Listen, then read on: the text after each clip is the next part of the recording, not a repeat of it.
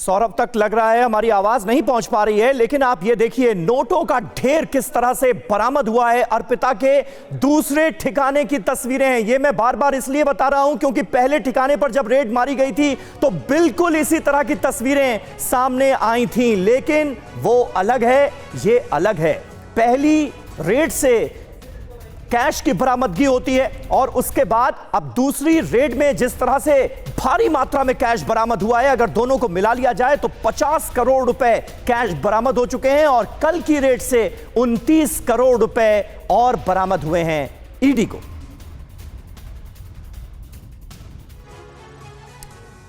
और आइए अब आपको बताते हैं ईडी की रेड में अब तक क्या क्या रिकवर हुआ है। 23 जुलाई को अर्पिता के घर से 21 करोड़ रुपए कैश मिले थे। जब ये तस्वीरें सामने आई तो हर कोई हैरान रह गया। अपने फ्री टाइम को एटीएम बनाइए, अपने घर से ही उद्यम शुरू कीजिए, अपने रसोई को बनाइए कारखाना। फ्रीडम ऐप को अभी डाउनलोड कीजिए। 23 जुलाई को अर्पिता के घर पर रेड होती है और उसमें कैश की बरामदगी होती है।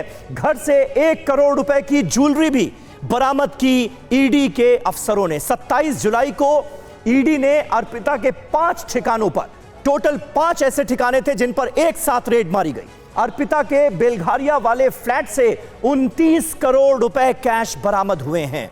तो यह दूसरा ठिकाना है जहां से इतनी भारी मात्रा में कैश की रिकवरी हुई है। 3 kilo gold jewellery, gold biscuits और गोल्ड कॉइन भी मिले हैं यहीं से। यानी एक तरह से आप कह सकते हैं खजाना यहां पर रखा हुआ मिला ईडी के अधिकारियों को। बरामद कैश गिनने के लिए ईडी को और मशीनें मंगानी पड़ी। जो जानकारी मिल रही है वो ये कि 1 2 3 4 मशीनें जो हैं वो मंगानी पड़ी क्योंकि कैश इतना ज्यादा था, गिनती में काफी वक्त लग जाता।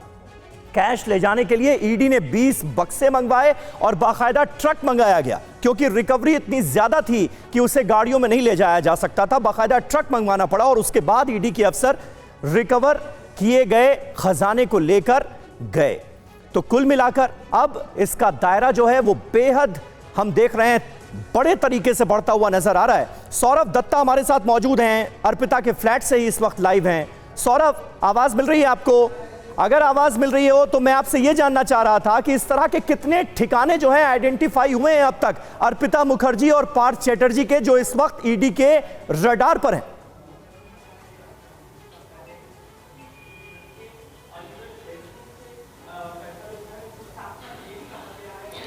देखिए, टालीगंज का एक फ्लैट जहां से 21 करोड़ 90 लाख रिकवर किया गए थे। अभी बेलगोरिया के फ्लैट में 27 करोड़ 90 लाख रिकवर हो गए।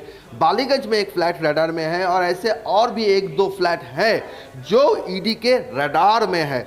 बेलगोरिया के फ्लैट में कुछ देर पहले भी हमने हमारे दर्शकों को दिखाया कि 8A फ्लैट, उस फ्लैट में एक सर्वेंट क्वार्टर भी है। जो फ्लोर है उस फ्लोर में हर ओनर को एक सर्वेंट क्वार्टर है। वो सर्वेंट क्वार्टर भी ईडी ने सील करके गया है।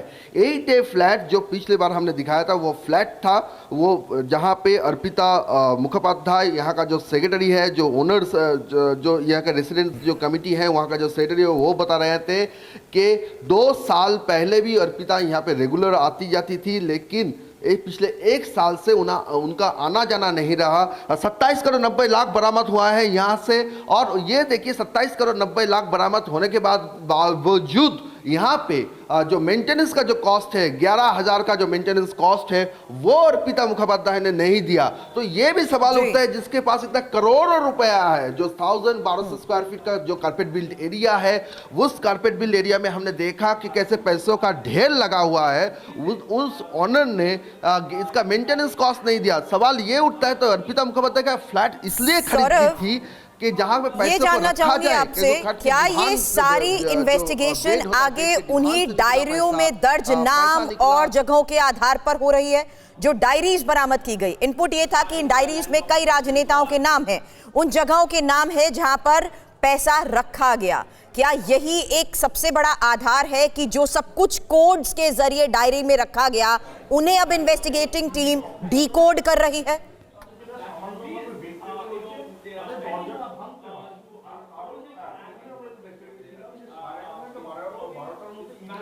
जी जरूर। काला जो डायरी जो मिला है, जो काला रंग का जो डायरी मिला है, उसमें से काफी इंफॉर्मेशन मिल रहा है, इनपुट मिल रहा है।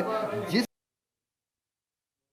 छापामारी कर रहे हैं लेकिन इसके बावजूद कुछ इनपुट ऐसे भी हैं जो अर्पिता पार्थ मुखोपाध्याय के है वो दे रहे हैं, ईडी ऑफिसर को पहुंचा रहे हैं वो सब इंफॉर्मेशन।